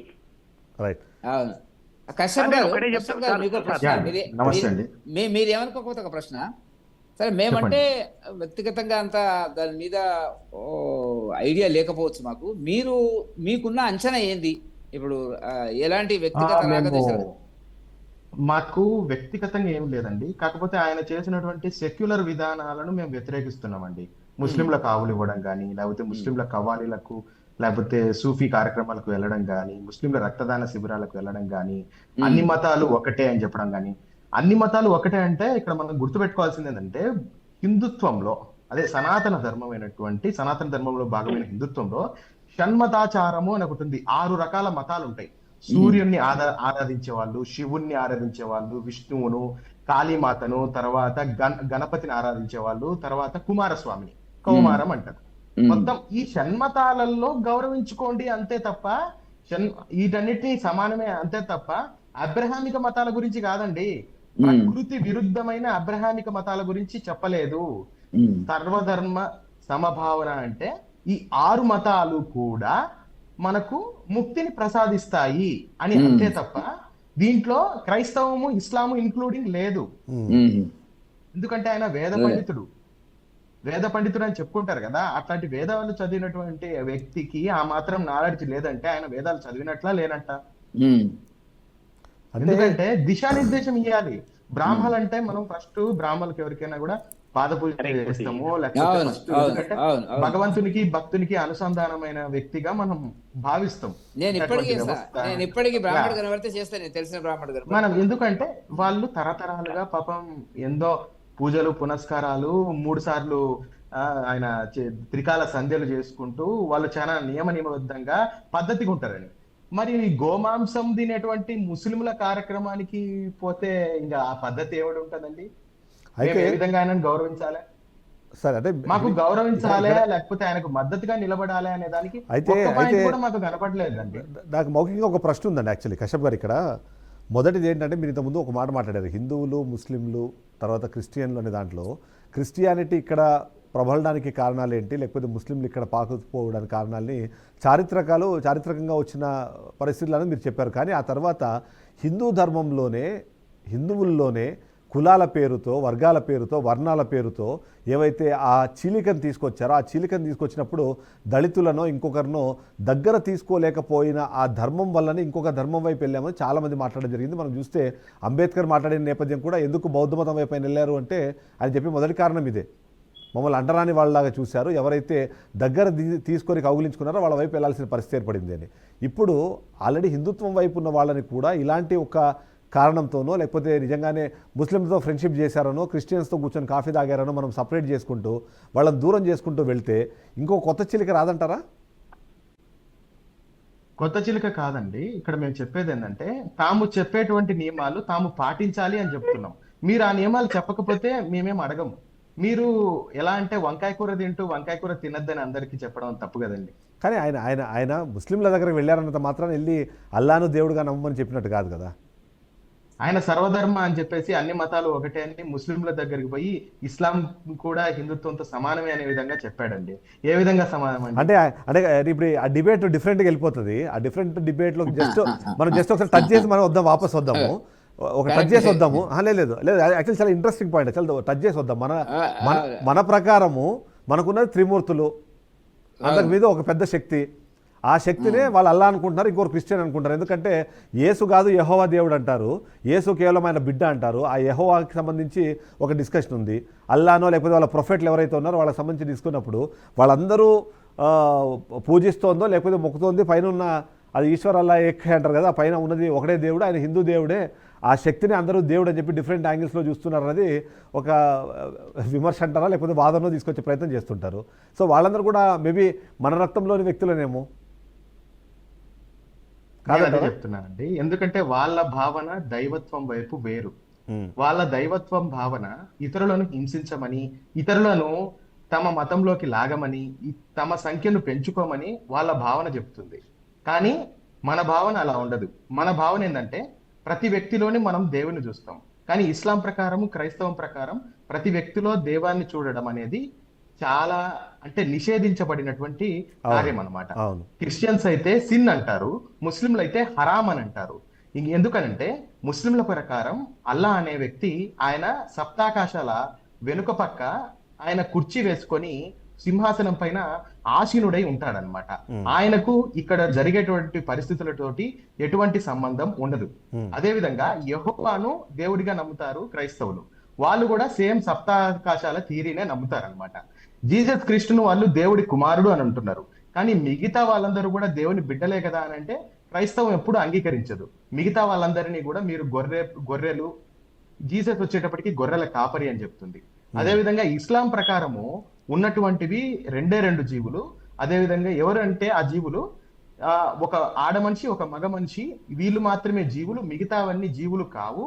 అంటే మిగతా ఏవైతే మనకు జంతువు జాలం ఉంటుందో వాటిని జీవులుగా పరిగణించరు, వాటికి సమాన స్థాయిని ఇవ్వరు. మనం ఎందుకంటే పిల్లిలో దేవుణ్ణి చూస్తాం, కోతిలో దేవుణ్ణి చూస్తాం, కానీ ఆ విధంగా ముస్లింలు చేయగలరా? చేయలేరు. అంతేగాక ఆవులో కూడా వాళ్ళు ఆహార పదార్థాన్నే చూస్తున్నారు తప్పించి, మనం ఆ ఆవులో ఏదైతే గోమాతగా పూజిస్తూ అన్ని దేవతా స్వరూపంగా మనం ఆవును పూజిస్తాం. కానీ ముస్లిం ఆ విధంగా ఆవును పూజించగలడా? ఒకవేళ ముస్లిం కనుక పూజిస్తే ఇస్లాం ప్రకారం అతని మీద చర్యలు తీసుకోబడతాయి, అతన్ని గెంటివేయబడతారు. కాబట్టి వాళ్ళను మనతోటి మనం కంపేర్ చేయలేం కదండి. కంపేర్ చేయలేక వాళ్ళలో కూడా మనం దేవుని చూద్దామంటున్నారు ఈయన, అంతే. వాళ్ళలో కూడా మనం దేవుని చూద్దాము, వాళ్ళ దేవుణ్ణి కాదు, వాళ్ళలో ఉన్న దేవుణ్ణి చూద్దాము, వాళ్ళకి వాళ్ళ ఆలోచన విధానానికి కాదు. ఎందుకంటే ఇప్పుడు ఇక్కడ సమస్య ఎక్కడ వస్తుందంటే కశ్యప్ గారు, యాక్చువల్గా మనం ఏదైతే అనుకుంటున్నామో, సరే మనము నమ్మిన విధానము, మనం నమ్మిన ధర్మం ఏదైతే ఉందో, మనం ధర్మం చెప్తోంది కూడా మీరు చెప్పినట్టుగా మనము రాయిలోనూ దేవుని చూడమన్నారు, ప్రకృతిలోని ప్రతి పదార్థాన్ని, ప్రతి వస్తువుని, ప్రతి జీవిని కూడా మనం దేవుని చూడమంటున్నాము. కానీ ఇంకొక మతాన్ని నమ్ముతున్నారు కాబట్టి వాళ్ళలోంచి మనం దేవుని చూడొద్దు అనే ఒక ఆలోచన విధానానికి వెళ్ళడం కరెక్టా అన్నదే నా ప్రశ్న. అంతకు మించి ఇంకేమీ వేరేం లేదు. ఆయన చేసినది ఒకవేళ మీరు అనుకుంటున్నట్టుగా ఆయన చేసిన తప్పు ఒకటి ఏంటి అంటే, మీరు అన్నట్టుగా ముస్లింలతో పాటు వెళ్ళి ఉండడమో, లేకపోతే ఆయన సెక్యులర్ భావజాలాన్ని కలిగి ఉండడం. కానీ ఆయన అది చేసిన సమయం కన్నా దేవుడికి చేసే సేవ సమయం చాలా పెద్దది, ఎక్కువ. సో దాన్ని మనం ఎందుకు చూడలేకపోతున్నాం అనేది నా ప్రశ్న.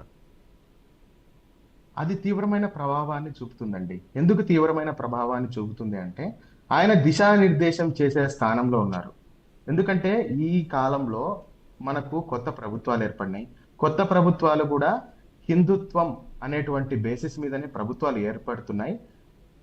అంటే ప్రపంచంలో మన దేశం వైపు చూడడానికి గల కారణం మనం ఏకం కావడం. అటువంటి ఏకమయ్యే స్థితిని ఈయన మాటలతోటి చెడగొట్టే అవకాశం కాదండి. ఇప్పుడు యాక్చువల్లీ ఇప్పుడు అక్కడ వాస్తవం ఏంటంటే, వెంకటరెడ్డి గారు ఇప్పుడు దాన్ని ఖండించాలో దాన్ని అవునాలో తెలియని పరిస్థితి ఏర్పడుతుంది. ఎందుకంటే బీజేపీ అధికార ప్రతినిధిగా ఉన్నారు. అక్కడ పైనేమో మేము అందరినీ కలిపి సబ్కా సాత్ సబ్కా వికాస్ అని చెప్పి అందరినీ కలుపుకొని సబ్కా విశ్వాసాన్ని అందరినీ కలుపుకొని పోతున్నాం అంటున్నారు. మీరేమో ఆ బేసిస్ మీద మేము అధికారంలోకి వచ్చారు, అంటే అధికారంలోకి వచ్చింది అనుకుంటున్న పార్టీ ఏదైతుందో ఆ పార్టీ ఇవాళ కేంద్ర ప్రభుత్వంలో అధికారంలో ఉందని మీరు అంటున్నారు. కానీ ఇట్లాంటి అదే అంటున్నా, ఈ డైవర్సిఫికేషన్ లేకపోతే ఈ డిస్క్రిమినేషన్ ఏదైతే ఉందో ఆ డిస్క్రిమినేషనే హిందుత్వానికి పెద్ద దెబ్బ అన్నది నా ఉద్దేశం. అండి, ఇక్కడ మనము పాలిటిక్స్ అనేది ఎంటైర్లీ డిఫరెంట్ అండి. మేము హిందూ సంస్థలో ఉంటూ పొలిటికల్ గా మాకు ఏదైతే ఓటు బ్యాంకు రాజకీయం గురించి, మేము హిందుత్వ ఓటు బ్యాంకు రాజకీయం గురించే మాట్లాడగలం. కానీ ముస్లింల ఓట్ల కోసమో క్రైస్తవుల ఓట్ల కోసమో మాకు వేరే విధంగా మాట్లాడేటువంటి ఆలోచనలు లేవు. ఆ విధంగా మాకు మనసు కూడా ఒప్పదండి మాట్లాడడానికి. వెంకటరెడ్డి గారు, ఇంక నేనేం లేదు, నో కామెంట్ నాది. సేఫ్ గేమ్ ఖండించారు, కన్ఫర్మ్ చేయరు. అయితే ఇక్కడ అంటే వెంకటరెడ్డి గారు ఇప్పుడు వస్తున్న సమస్య అంటే, సరే కొద్దిసేపు బీజేపీ నాయకులను కొద్దిసేపు పక్కన పెడితే, యూజువల్గా ఇప్పుడు అంటే నేను చెప్పినట్టుగా ఇంతకుముందు హిందువులు అందరూ ఐక్యం కావాలి, ఏకం కావాలని ఏదైతే డిస్కషన్ చేస్తున్న నేపథ్యంలో కులాల పేరుతో ఆల్రెడీ 2-3 భాగాల కింద విభజించేశారు. వర్ణాలు, వర్గాలు, ఈ మధ్యకాలంలో ఇంకా కొత్తవి కూడా తీసుకొచ్చే పరిస్థితుల్లో ఏకమవ్వడం అన్నది నిజంగానే సాధ్యమేనా? ఇవాళ నిజంగానే ఒక ఆలయ అర్చకుడి పైన ఒక దాడి జరిగింది అన్న విషయాన్ని ఫస్ట్ పెట్టుకొని దాన్ని ఖండించిన తర్వాత, అలాంటి పునరావృతం కాకుండా ఉండాలి అని మనం పోరాడిన తర్వాత, ఆయన చేసిన ఇంకొక కార్యక్రమం ఏదైతే ఉందో, ఆయన ముస్లింల దగ్గరికి వెళ్ళడమో లేకపోతే ఇంకొక మతాన్ని ఆయన సమర్థిస్తూ మాట్లాడడమో, దాన్ని ఖండిద్దాము అన్న ఆలోచన రాకపోవడం అన్న దాన్ని కూడా మనం ఇక్కడ ఏమైనా తప్పుగా చూడాలంటారా?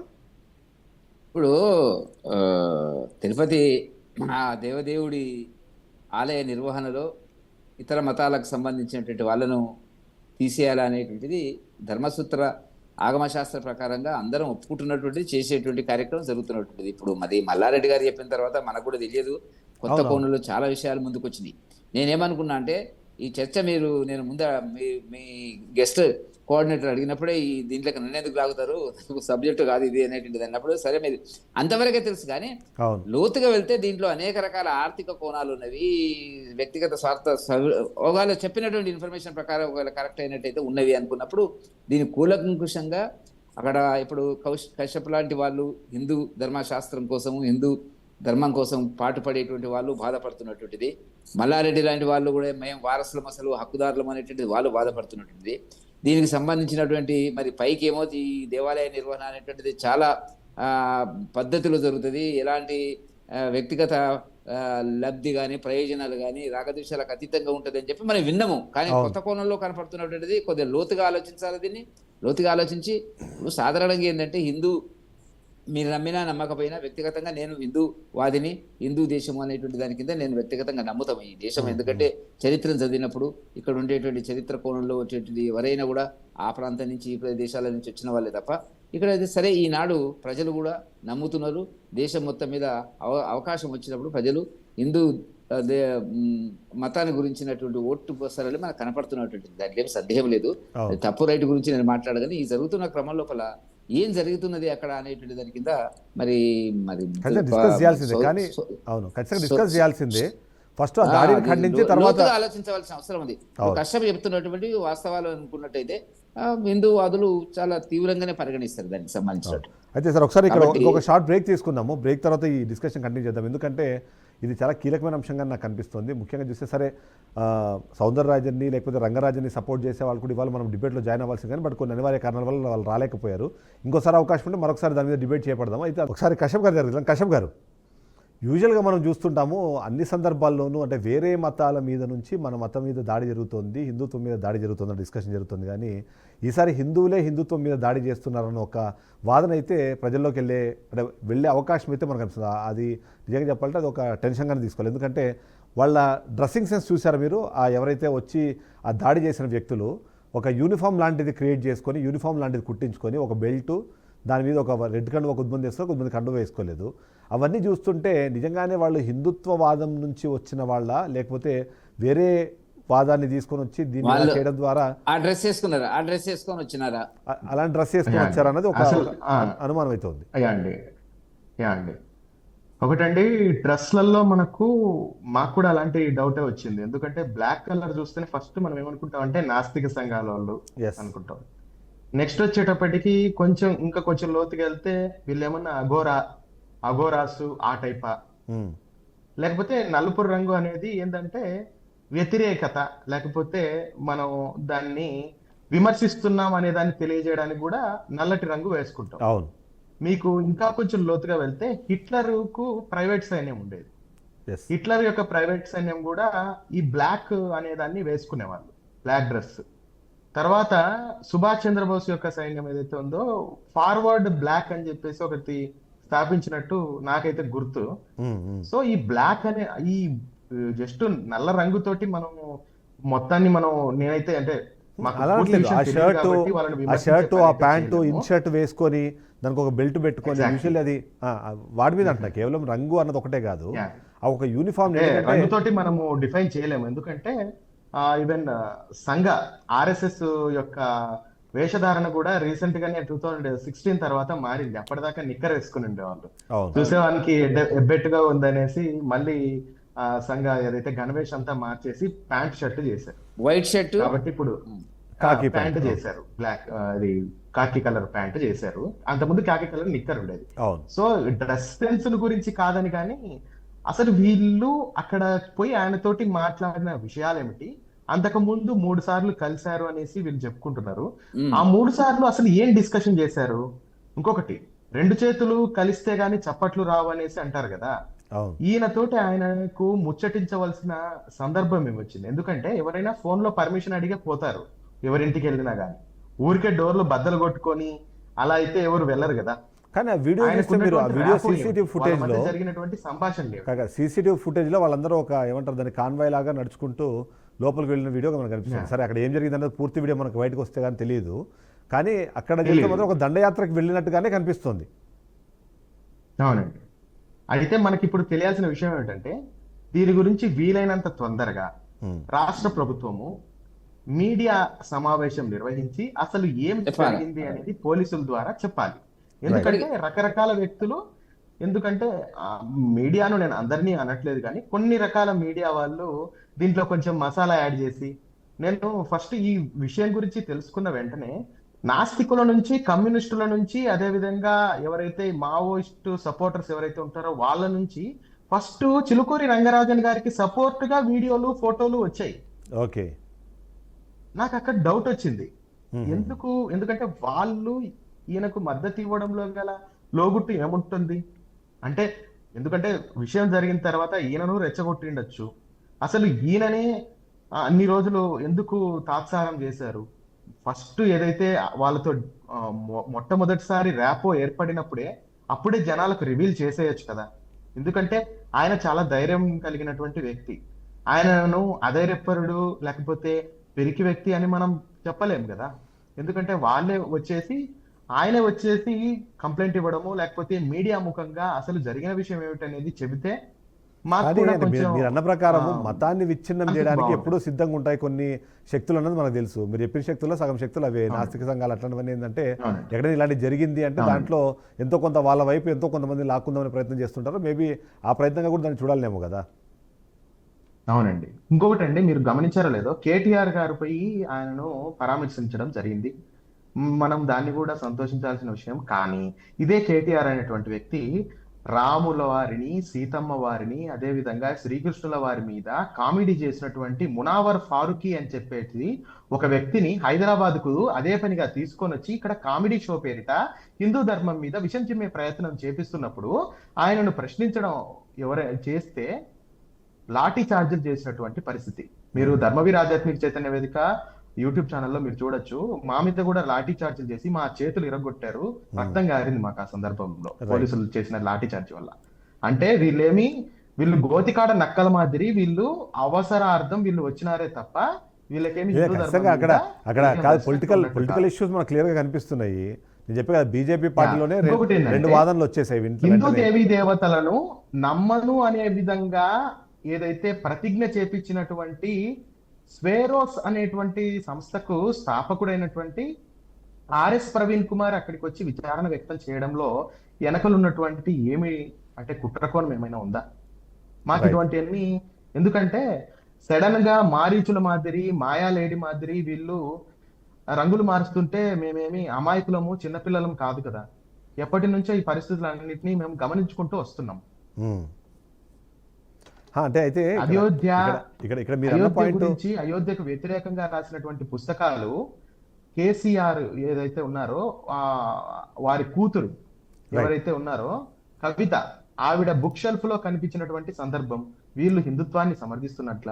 Right. అదేవిధంగా ఈ Conclusion కేసీఆర్ వైపు తర్వాత వెళ్దాము. రంగనాయకమ్మ అని చెప్పేసి రామాయణ విషవృక్షం అనేటువంటి ఒక పుస్తకం రాసినటువంటి ఆవిడ వీళ్ళ బంధువే అవుతుంది.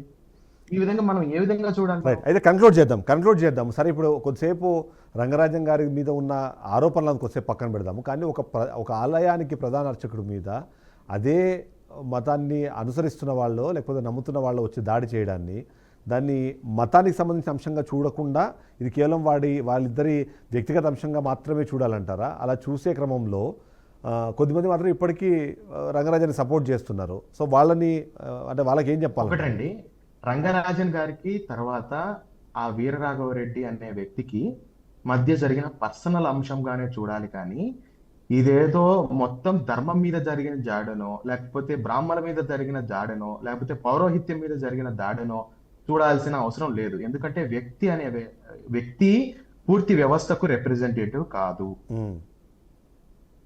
ఇది మనం గమనించాలి. ఇంకొకటి, దాడి అనేది ఎవరు చేసినా కంపల్సరీ ఖండించాల్సిన విషయం. వారి మీద లీగల్ గా మనకు రాజ్యాంగం ఇచ్చినటువంటి హక్కులను, చట్టాలను ఉపయోగించి చర్యలు తీసుకోవాల్సిన అవసరం ఎంతైనా ఉంది. మరొక విషయం ఏమిటంటే, ఇదే రంగరాజన్ గారు, ఎంవిఆర్ శాస్త్రి గారు మన రాజ్యాంగం ఎటువంటిదో వాస్తవాలు జనాలకు చెప్పినటువంటి సందర్భం. హిందూ వ్యతిరేక రాజ్యాంగం అని వీరే చాలా సభలలో చెప్పినారు కదా. సో ఇది మనం ఎందుకంటే మనమే అంతర్మదనం చేసుకొని ప్రశ్నించుకోవాల్సిన సందర్భం. మరొకటి ఏంటంటే, ఆయనను తోటి వ్యవహరించిన శైలి ఏదైతే ఉందో ఖచ్చితంగా అది ప్రశ్నించాల్సింది, ఖండించాల్సిన విషయం. రైట్, వెంకటరెడ్డి గారు, మొత్తానికి ఇక్కడ చాలా కీలకమైన పాత్ర ఇప్పుడు గవర్నమెంట్ రాబోతోంది. మొదటిది రాష్ట్ర ప్రభుత్వంతో పాటు, ఎందుకంటే కేంద్ర ప్రభుత్వం ఇప్పుడు ఆల్రెడీ ఇప్పటికే బండి సంజయ్ గారు రెస్పాండ్ అయ్యారు. ఆయన కేంద్ర శాఖ సహాయ శాఖ హోంశాఖ సహాయ మంత్రిగా ఉన్నారు కాబట్టి. సో ఇది బండి సంజయ్ గారి గురించి నేను ఇంకో విషయం చెప్తానండి. ఆయన స్పందించారు కరెక్టే.